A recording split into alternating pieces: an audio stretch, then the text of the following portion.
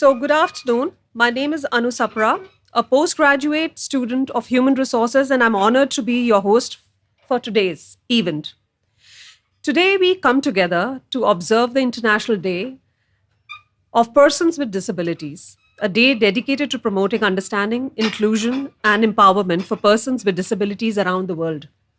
This year, we reaffirm our collective commitment to building a society that values diversity, equity, and accessibility for all. So before we begin, would like to acknowledge that George Brown College is located on the traditional territory of the Mississaugas of the Credit First Nation and other indigenous peoples who have lived here over time. We are grateful to share this land as treaty people who learn, work, and live in the community with each other. Also, I'd like to share a few important safety guidelines to ensure everyone's comfort and well being throughout the session. This is a scent free environment to accommodate attendees with allergies and sensitivities. If you're wearing strong fragrances, we kindly ask that you sit towards the back of the room to minimize the impact to others. And thank you for your cooperation and understanding. I would also now, I would like to introduce the panelists. We have with us our student panelists here. Regine, a passionate early childhood education student at George Brown College, was recently diagnosed with autism spectrum disorder and ADHD. Originally from Brazil, she moved to Toronto with her husband, who also has ASD, to pursue her dream of becoming an ECE professional. Facing challenges with self-expression and communication, Regine leveraged college resources like tutoring, quiet study spaces, and extended test time, excelling in her studies. A strong advocate for inclusion, she encourages peers to access support services and break the stigma around seeking help, inspiring others to embrace their strengths and thrive. Joanne Marcano, a first-generation Black Canadian and daughter of a Trinidadian parents, is a passionate advocate for systematic change. Shaped by her lived experiences with juvenile rheumatoid arthritis and navigating racism in the healthcare, education, and employment systems, Joanne co-founded and chairs her organization's anti-racism, Black Cultural Awareness group, as well as serves on their accessibility subcommittee. Recipient of the Surrey Place Nancy Cyril Value Award in 2023, she's currently pursuing a diversity, equity, and inclusion certification at George Brown College. Joanne is a sought-after speaker, parent advocate, and change maker, inspiring meaningful progress in equity and accessibility. Evan Ferreira is a resilient student at George Brown College with a non-visible disability whose journey has been one of self-discovery and transformation.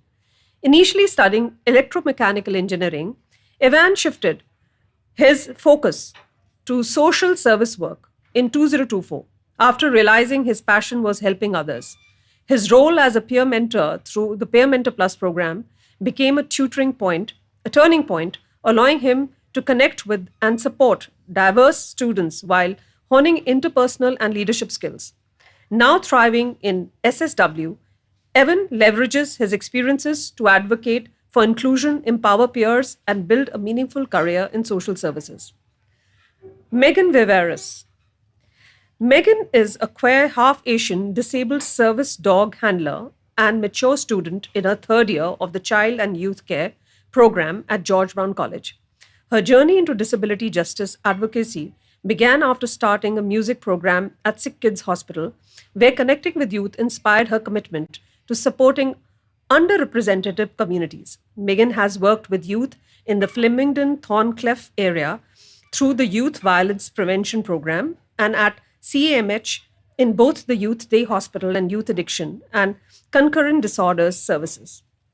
Over the last 8 years, Megan has contributed to creating and adapting human rights, accessibility, and service animal policies for restaurants, attractions, and clinical settings.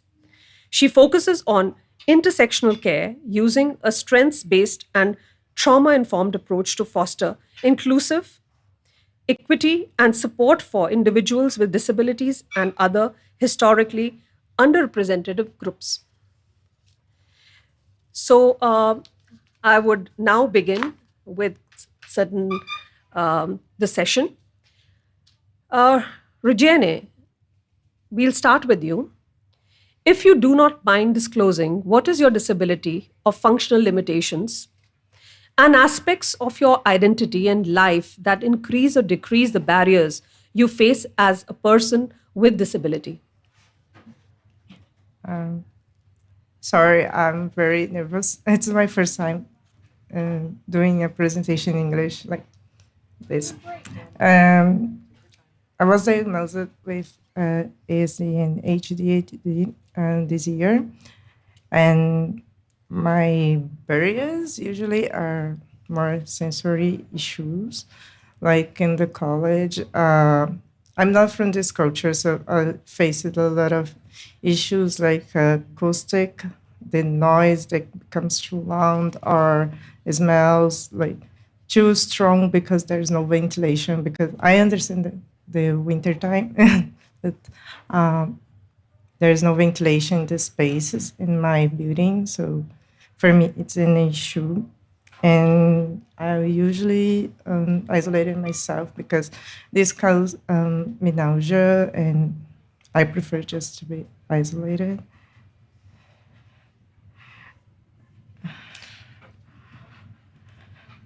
Okay, Megan, would you like to add? Sorry. Sorry. Still going? Go ahead. No. Good? Yeah. Okay, yes, sorry. I just don't want to take up too much of your No. time. Yeah, I'm Megan, for those who, just little image description. I am, 5'2", ginger hair, freckles on my face. My partner always says that I dress like a vice principal, so black jumpsuit, red cardigan, no running in the halls.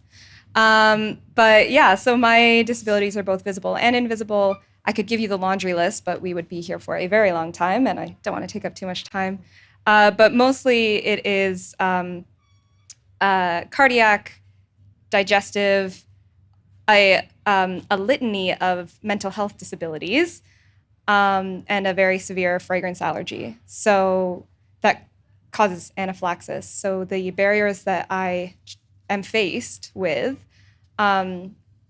is a lot to do with the comorbidity of diagnoses that I have, as well as being a service dog handler. So it's things like access to regular spaces. So coming to school, using the elevator, going to the hallways, going to the bathrooms. There's a lot of fragrances there, so it makes it really hard to navigate those spaces. But you know what?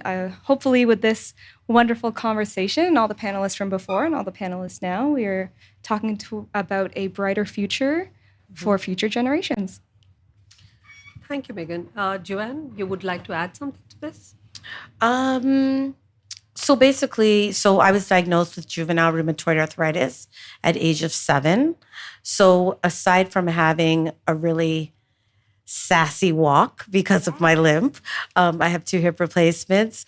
That pretty much is, if I'm sitting down, I've pretty much spent majority of my life having to prove that I actually have a disability, limitations, need support, from anything from doctor's appointments straight through to, at the time when I was taking public transit, can I get a seat?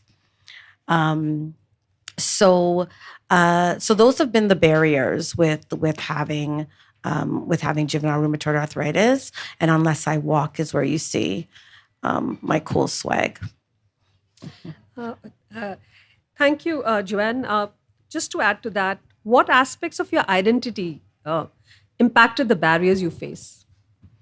So number 1 would be probably the obvious, that I'm a Black woman. And definitely probably in the part of the city that I grew up in the East End, and the stigma connected to the area, connected to also what my home looked like. I did not fit, having the nuclear family that both my parents came into school interviews or to doctor's appointments. So having a single mom, also have to show up and advocate for myself with having that diagnosis, as well as it was very new at the time when I was diagnosed, because I'm pushing the 50 door right now. So 7 to 50 is a big stretch of the magnificent barriers that have been eliminated with individuals or children who had juvenile or have juvenile rheumatoid arthritis. But at the time, there was very little. So we were kind of going along with it. So those were things that were faced. So, building on that, how have you advocated for yourself, sought out supports, or work around the barriers? Megan, you would like to start? Yeah, thank you. There are definitely some barriers, but there are also a lot of really good supports in place. The ones I'm going to be talking about today are more advocacy in terms of self-care as well as finding your people. Because when you come into a new system, no matter what intersectionality you are coming with, you need unique care. So it's about finding the people within your program at school, for example, or within your workplace that will kind of jive with that vibe. People not necessarily who are also the same sort of disabled that you are, but people who are willing to learn, people who are willing to listen, people who are willing to advocate for your needs when you can't, and really focusing on the self-care aspect and seeking that safety as well, and being mindful of how all of these different systems are affecting you and the people around you. Thank you, Megan. Evan, would you like to add something? Sure. Can you read the question again? So, how have you advocated for yourself, sought out supports, or work around the barriers? Yeah, love to answer that.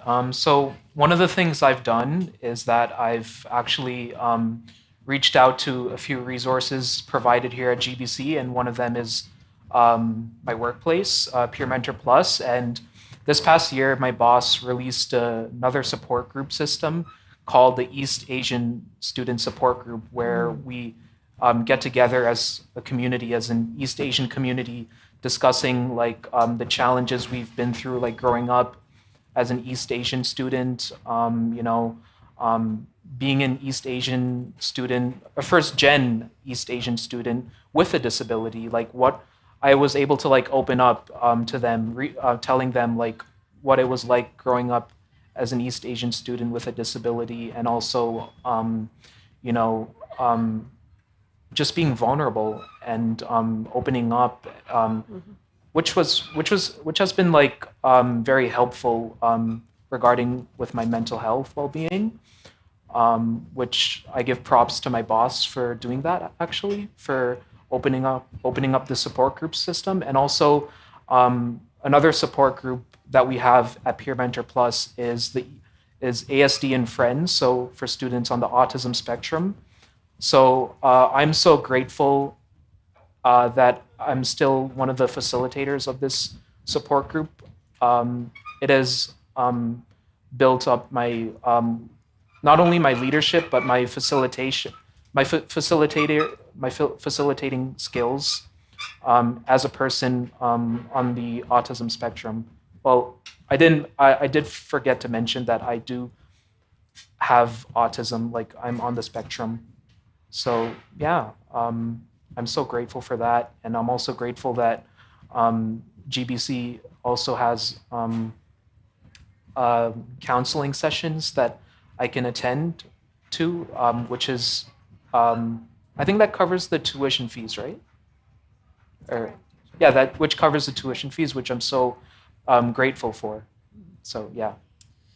Okay, Rajan, let's discuss another key area. How have you benefited from supports at the college? I use it the accommodations. It's the accessible learning. I forgot the extra is ASL, accessible learning service. Sorry, I'm really bad to remember. And they helped me to go through the diagnosis and also to get us to the psychologist because I'm a newcomer, so I don't even know how to go through it. And she advocated for myself to find funds with OSAP too, and I was able to access through OSAP my diagnosis, so I didn't have to pay. OSAP paid that, and I also went to counseling in my building, TMU building, Toronto Metropolitan University, because I'm from early childhood education, so I attended that. But other resources, I'm not going because it's not in my building, so I need to commute to this building or St. James, and it's disconnected from my community of friends.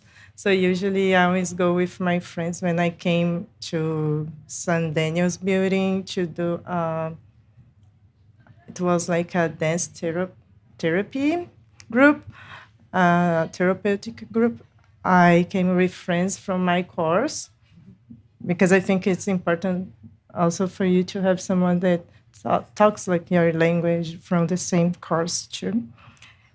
And also another support I think is the bursaries from the college, but these you need to write your story for them to get through it. Yeah, and I also received support from the counselor from TMU. She supported me, gave me like ideas how to provide informations about myself because I always trying to volunteer, and I also in the volunteer squad program here in George Brown. So I tried to explain all my experiences, and I also was benefit with that support in the college too. Thank you. Joanne, you would like to add something to this? Sorry, could you repeat the question for me? There were such great responses that I was Yes. just mesmerized. So how have you benefited from the supports at the college? So, because I'm in the continued learning, which I think you are as well, I do everything online. So, the big benefit was the online platform and being able to do it at home, 6 o'clock, in front of the computer and not having to commute because the commuting would be the barrier. So that is where I've received that support. I actually wasn't aware of the other supports that Evan you've named or that you've named as well, Rajani. So that is alerting for me as well, or because I think that's important if supports are kind of available to students who attend in person or whichever, that it kind of is also completely transferred to those attending online so that if I didn't know about peer mentorship or if there's an orientation, it's kind of, the online platform. And forgive me if it was sent to students who are online and I missed it. But I definitely think that if there's an orientation for online students to be able to know what the supports are at George Brown would be important. Thank you, Joanne. So Megan, what else could GBC do to provide better support for students with disabilities? I'm going to work off what you just said.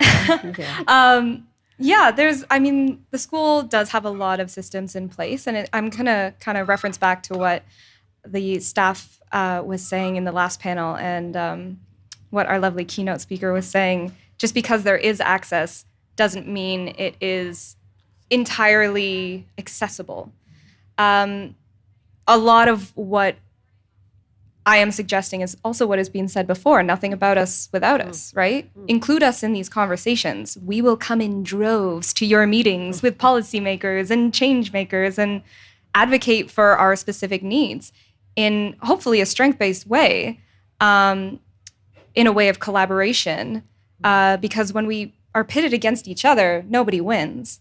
So include us in that conversation, and then take action and then follow up, because apologies are just words unless they are followed by meaningful change.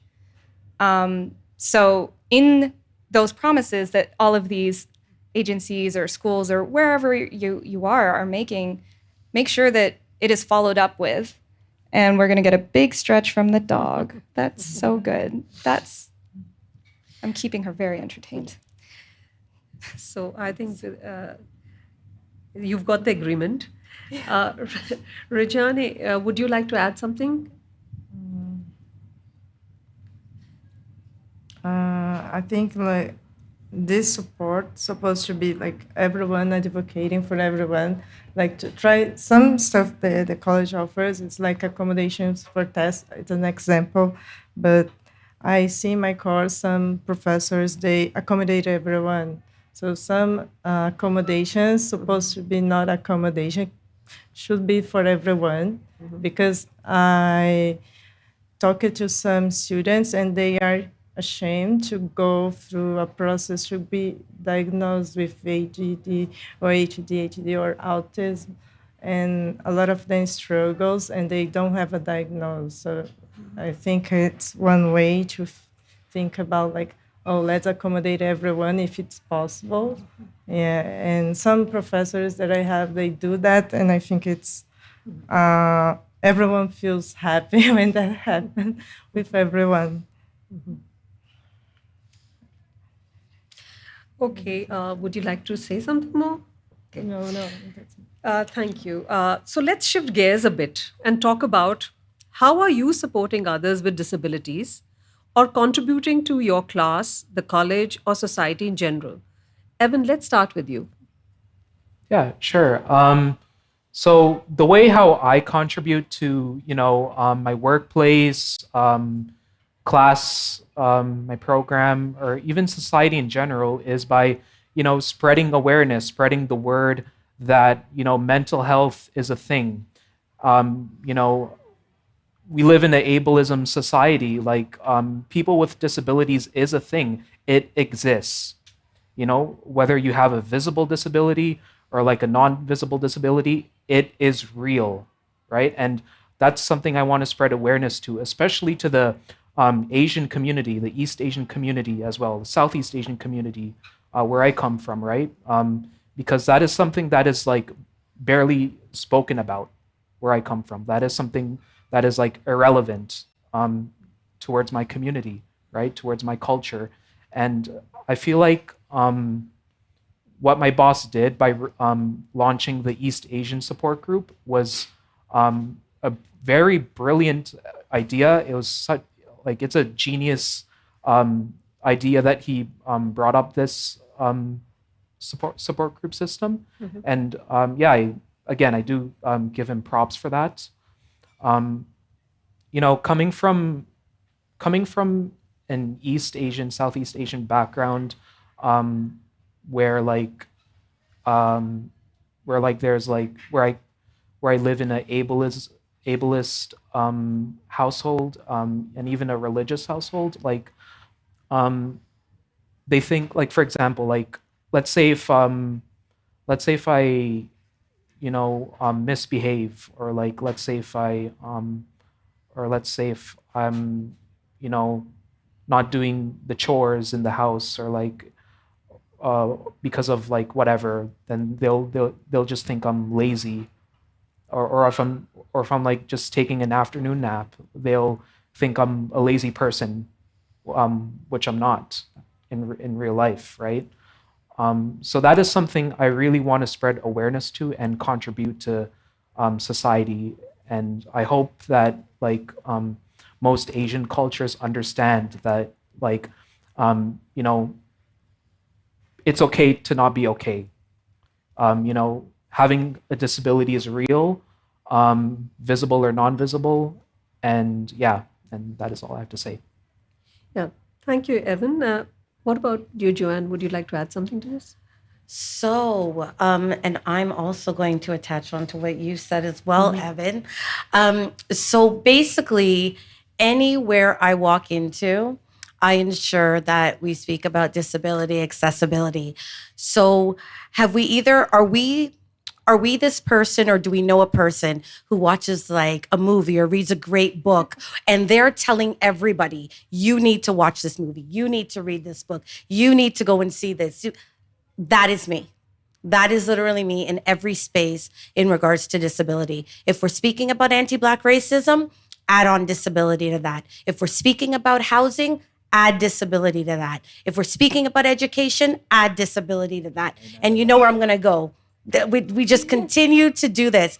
And most importantly is what we're looking to do is we need to unlearn.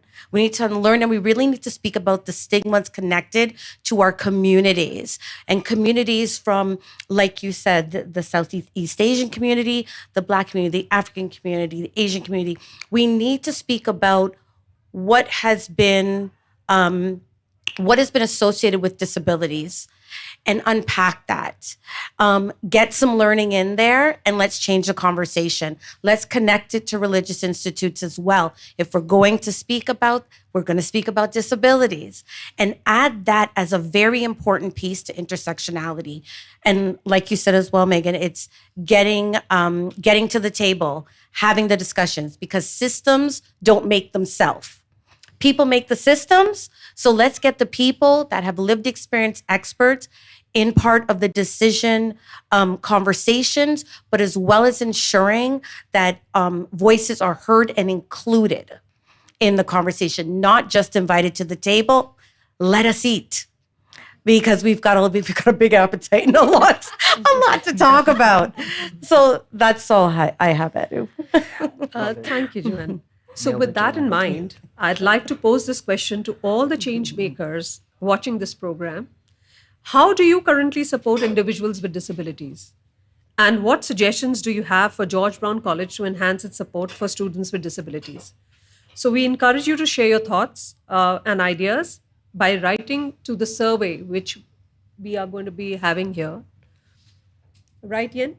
Yes, and then of course you can open up Q&A. Yes. And we are open to questions for the panelists here. Anybody would like to? If I may would just like to- speak real quick to that last Yeah. question, if that's okay. Sorry. to Please just go ahead. Hop in real quick before we Yeah. get to questions. I'm being mindful of the time as well. That last question was around how to support and what you're doing in the space. And I think it's something that we can all be doing, or a couple things, if you'll humor me with this. One, always be learning. There are so many lived experiences that are equally, if not more important than the academia that we are all a part of. Be open-minded to what people have to say. Learn to accept when you were wrong or you hurt someone. Make changes, take accountability, and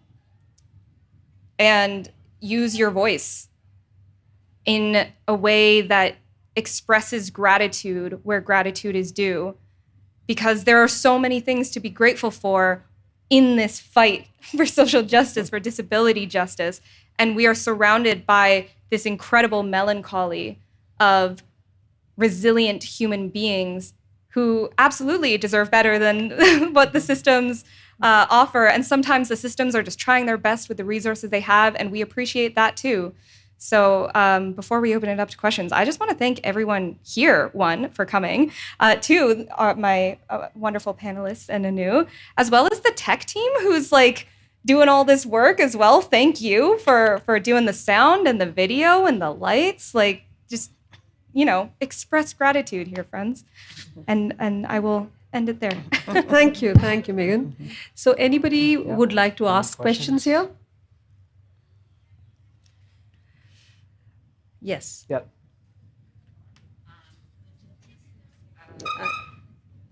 Can someone give her a mic? Yeah. Yeah. Oh, they have one. Yeah. Hi. The statistics of the disability community in Canada, 50% have a post-secondary education and cannot get jobs. And when they do, we are stuck at entry-level positions for a very, very long time. So how do we go about changing that? And we are also the largest group of people living in poverty. So I could speak to that also. So what kind of plan or strategy do you have to change all that? So, who would like to take this? I'll let you take I it. can. Well, those are two very important aspects of disability justice. And as a student, I don't have all the answers. But what I can guarantee is that there are people out here who are trying to work together to find the answers. It's the whole concept of working together, right? Exactly. Yeah, Can go I ahead. add on? Yeah. Can I elaborate? So, regarding your question, I want to share something with you. So, when I was in high school, I took a GLE course, and we had two guest speakers from Community Living Ontario. I don't know if any of you heard of that. And they had this program, what's called Student Links. And so with the Student Links program, it helps you to navigate and try and figure out what your what your interest is, and that will turn your hobby into a career. So I did make good use of that when I was in high school, and yeah, it did bring me to 1 year of experience working in the kitchen, because at that time I wanted to become a chef until I was diagnosed with a health condition, which I don't really want to talk about. But this program is for the youth ages 14 to 21. And I do highly recommend that the students here at GBC make good use of that program. If not, then there's also what's called an autism job search or something like that from another organization. But yeah, organizations like these are a completely helpful tool if you're trying to look for employment. So yeah. Yep. And sorry, just to add to that, your question, again, extremely important, two important questions. And I think it's important that anybody sitting at a table or at a desk or in meetings where policies can be changed, practices can be changed in regards to hiring, in regards to placement, in regards to environmental scans. These are things we're looking at. Those stats are true and ridiculous, So now with hearing the stat you gave, those individuals sitting in those decision-making positions need to look around and see, if we're having a discussion about DEI and we're not including accessibility, or we're not including disability, or I'm looking to the left and nobody and my colleagues aren't able to provide either lived experience or real good knowledge on disability and accessibility, then what are we doing? So it's about who's listening right now to make these decisions that can answer your question. I can't answer it because I am a student, and again, I'm trying to eat. I'm trying to get to those tables, where my voice is valid enough to, and it's seen and heard to make those impactful decisions and changes. So I'm hoping anybody listening, sitting in those positions, having those conversations, are hearing the stat of the question that was asked. And actually, when we talk about commitment to change, what is your commitment after just hearing that stat? Very well said. Any other question here? Yeah. Just gonna share a little thing. I'm loud. I wear hearing aids. Long story short, I came to George Brown. I graduated in George Brown in 1988. I'm back because I suddenly lost my hearing when they said I was old, but I was only 47. So I am in awe. I'm looking forward. What course are you doing? Because I'm getting my answers through you. It's like, yes, yes, yes. What course are you doing? I am taking the DEI in the workplace program, certification program, to get certified. Is that through George Brown? It is. It's through Anyways, continuing your learning. amazing voice. I Thank keep going, you. yes, yes, yes. We need. Thank you so Yes, much. thank you. Thank you. Thank you. Thank you for sharing that it's received. Thank you. Any other question? Okay. Thank you so much. I would end the session by adding something. Inclusion is not about perfection, but progress. It's about creating spaces where every voice is heard, every barrier is challenged, and every person has the chance to thrive. Together, let's build a world where ability is not measured by limits, but by the courage to overcome them. Thank you so much for attending this event. Thank you. I think there's Thank you, questions Megan. online. Joanne? There's There are questions questions online. online. Yeah. And there is a survey. So any questions, you can Sorry. please pose it online. There are still There's a few questions It's online. online. We Okay. do actually have a question from our online audience. Okay. So one of ours is, can you share more about the role of community connection on your experiences at GBC?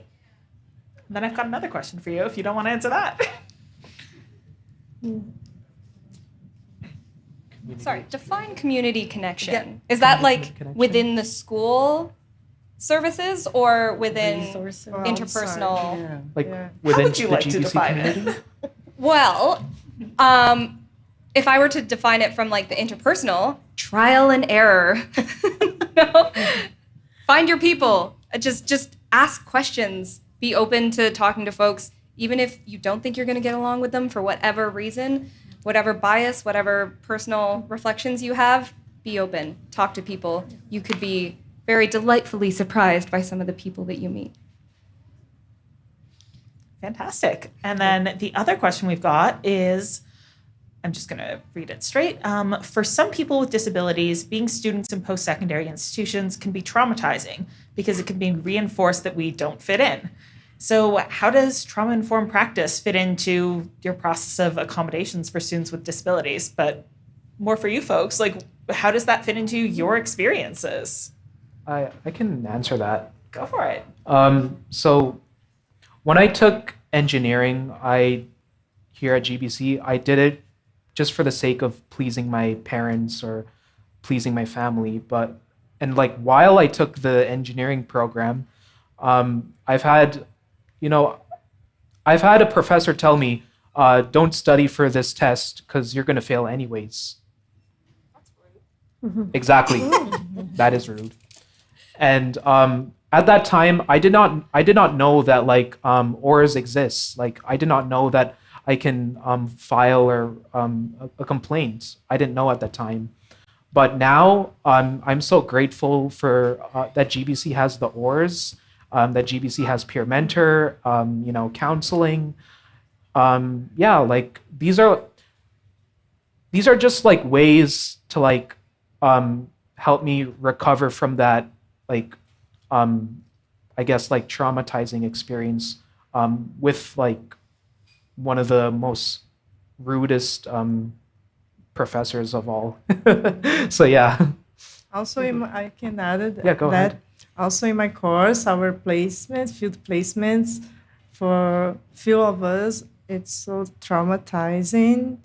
Even if you have a disability or no, like it's for everyone, it's a traumatizing period because you are in an environment that you don't have the sense of belonging in that place, but you need to fit in, like for 7 weeks and change couple times and 4 times. It's really challenging. So for me, and I was a teacher in my country, even though I was a teacher like my whole life, I didn't fit in here because it's a different culture. There we had more time than here.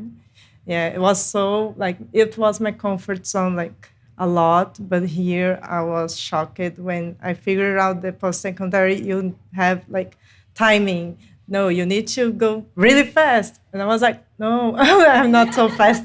Yeah, I need to ask for recommendations because I can't fit in this model that it's here in Canada. If that's okay. Be patient with yourself.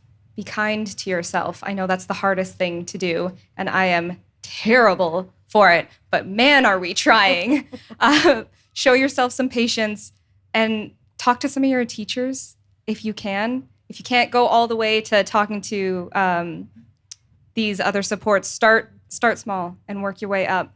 I have had some truly incredible teachers who will advocate for our needs and really just go above and beyond for us. And for that, I will be eternally grateful. But I also recognize that comes from my place of privilege of knowing that I will talk to them, whether they like it or not.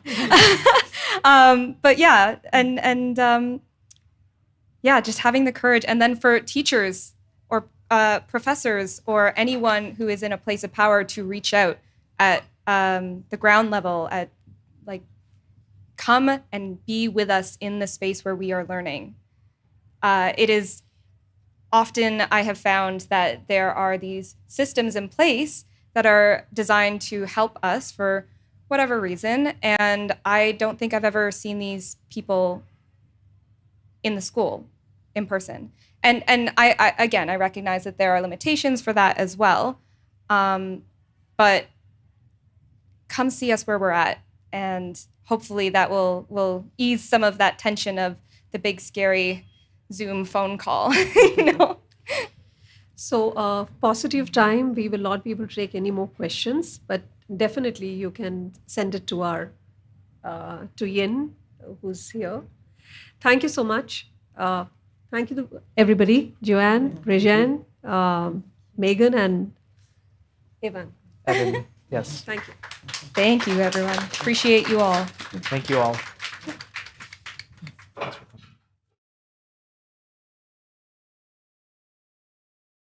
My thanks to the panelists, the student panelists. They're taking time out of their study, exam time to come and prepare. And I also thank Anu doing the same thing. She has done so much to prepare, to moderate the panel discussions and also the Q&A. Thank you. And we have gift bags to give to each of you, just a small token of our great appreciation. And please do continue to connect with us. You can email aoda@georgebrown.ca. That's an email that I monitor. And of course, there are other services, Student Association, accessible learning services, counseling, and of course, our Office of Anti-Racism, Equity, and Human Rights. Okay. Are the gifts back? Okay, so Awesome. sure.